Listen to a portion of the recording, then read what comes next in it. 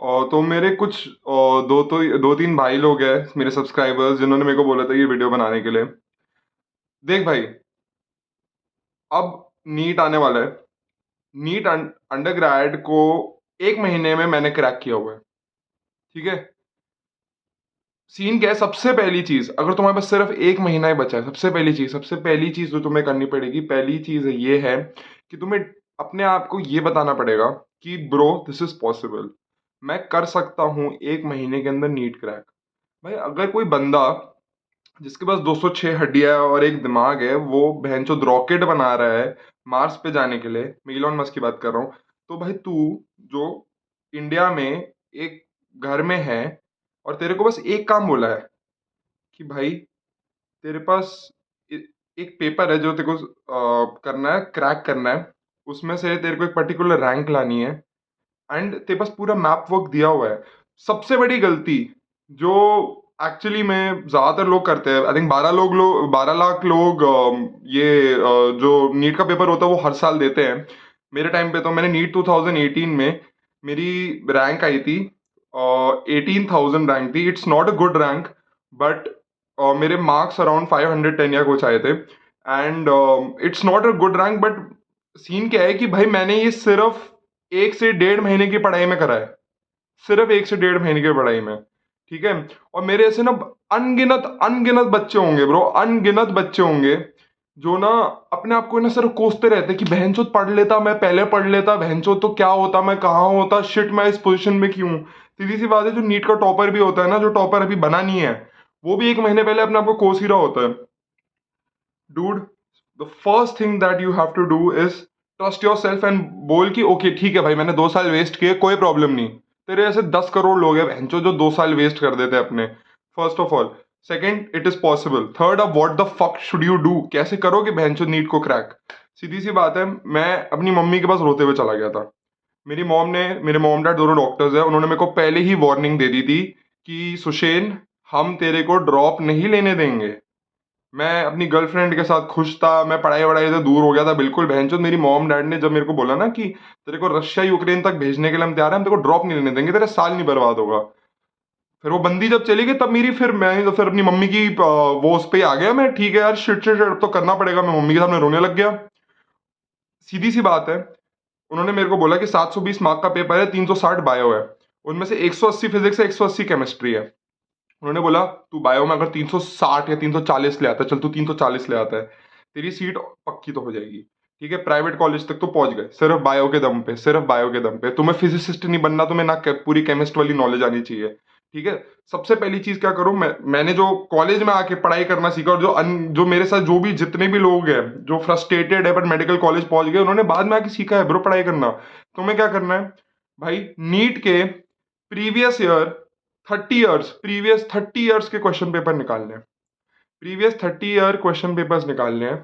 अब क्या करना है, बायोलॉजी में नहीं आती बायो, कुछ नहीं होता, सॉल्व करना शुरू करो। और फिर वो जैसे अरिहंत की कुछ बुक्स आती है, पी वाई क्यूज नाम से बुक्स आती है, वो वाली खरीदो। चैप्टर के अकॉर्डिंग देखो क्या पूछा जा रहा है। बहनचोद सब नहीं पढ़ना है, सब नहीं पढ़ना है। क्या करना है कि जो चीज पूछी गई है उसको मार्क करो। ठीक है।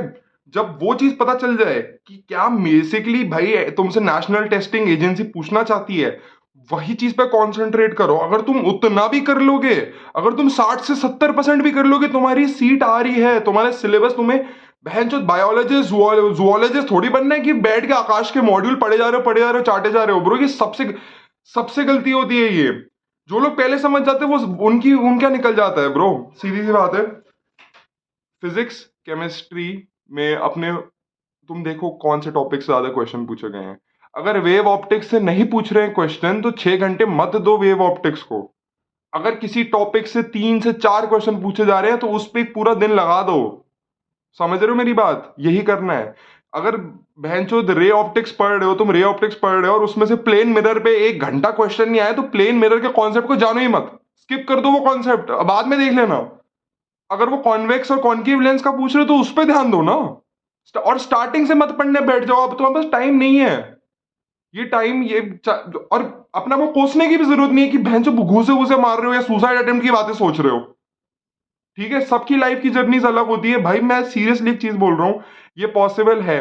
प्रीवियस ईयर क्वेश्चन निकाल भाई, वो देख जो पूछा गया है, वो मार्क कर, और बायो तो रट ले, एक किताब बना ले अपनी खुद की भाई, जो लास्ट के एक हफ्ते तू बस वही करने वाला है। अभी तेरे पास कितने, एक महीना बचा है, 30 दिन है भाई, तू एक हफ्ता फिजिक्स, एक हफ्ता केमिस्ट्री, और एक हफ्ता बायोलॉजी को दे। ठीक है, पहले दिन बैठ और देख, ये टॉपिक्स है, ये टॉपिक्स में सब कुछ मार्क कर दिया, प्रीवियस क्वेश्चन सारे देख लिए कि भैंचोद यही है।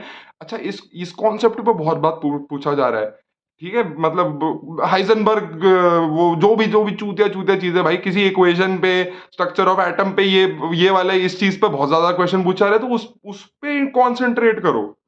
ठीक है, जब वो चीज कर ली, अब उसको ना कहीं छोटा लिख लो, उसको कहीं पर फ्लैश कार्ड बना के, एक छोटे से कार्ड में बना के लिख लो, अगर वो कॉन्सेप्ट नहीं बैठ रहा है। ठीक है, क्यों मैं बोल रहा हूं ये, अगर तुम वही चीज जो पूछी जा रही है, वो पढ़ने के बाद उसको छोटा करके लिख लोगे, तो आखिरी के 3 दिन में तुम्हें अपनी मॉड्यूल उठाने की जरूरत नहीं होगी, या तुम्हारे को अपने नोट्स उठाने की जरूरत नहीं पड़ेगी। ठीक है, नोट्स को अब छोटा करने का टाइम नहीं है। जो कोचिंग में चूतिया से तुमने नोट्स बनाए ना, किताबें भर भर के, कोई फायदा नहीं है, तुम रिवाइज कर ही नहीं पाओगे।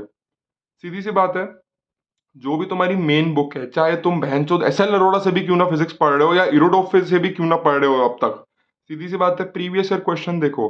प्रीवियस ईयर क्वेश्चन जब मिल जाए अपने नोट्स या अपनी मेन बुक में, या अपनी बायो की एनसीईआरटी को, कुछ भी हो उसमें मार्क करो कि भाई यही कॉन्सेप्ट है जो पूछा जा रहा है। 2016 में भी ये पूछा गया था, 2015 में भी ये पूछा गया था, 1999 में भी ये पूछा गया था, तो हो सकता है कि तुमसे भी पूछ ले वो।